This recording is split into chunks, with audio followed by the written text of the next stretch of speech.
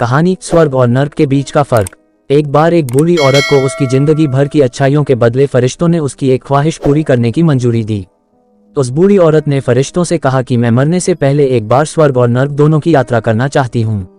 फरिश्तों ने उस औरत की ख्वाहिश पूरी करने का वचन दिया और उसे अगले ही क्षण एक बहुत बड़े भोजन कक्ष में ले जाया गया, जहाँ पर बहुत विशाल डाइनिंग टेबल थे। उन पर बहुत ज्यादा स्वादिष्ट दिखने वाले भोजन रखे हुए थे और बहुत अच्छे अच्छे ड्रिंक्स भी रखी हुई थी। मगर उस टेबल के चारों तरफ बैठे लोग बहुत ज्यादा मायूस, भूखे और दुखी लग रहे थे। उस औरत ने देखा कि उन सभी लोगों के हाथों पर कोहनी तक लंबी लंबी चम्मच बंधी हुई है।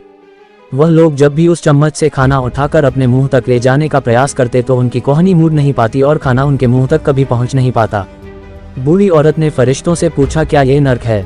फरिश्तों ने कहा हाँ। औरत ने तुरंत कहा, मुझे यहाँ से दूर ले चलो, और अगले ही क्षण उस बूढ़ी औरत को एक भोजन कक्ष में लाया गया। उसी भोजन कक्ष में जहाँ पर बड़े बड़े डाइनिंग टेबल थे, बहुत स्वादिष्ट दिखने वाला भोजन और अच्छे अच्छे ड्रिंक्स टेबल पर सजाई गई थी। मगर इस बार डाइनिंग टेबल के चारों तरफ बैठे लोग खुश थे, हंस रहे थे और उनके चेहरों पर संतुष्टि थी। बूढ़ी औरत ने फरिश्तों से कहा, ये तो वही भोजन कक्ष है, वही भोजन है, वही ड्रिंक्स है, मगर फर्क इतना है कि यहाँ के लोग खुश दिख रहे हैं। ऐसा क्यों है?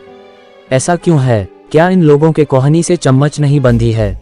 फरिश्तों ने उस औरत से कहा, ध्यान से देखो, इन लोगों के हाथों से भी कोहनियों तक चम्मच बंधी हुई है। फर्क सिर्फ इतना है कि इन लोगों ने एक दूसरे को खाना खिलाना सीख लिया है।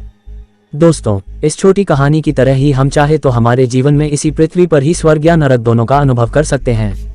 अगर हमें स्वर्ग का अनुभव करना है तो हमें पहले दूसरों के बारे में सोचना होगा, दूसरों को खिलाना होगा, दूसरों की मदद करनी होगी।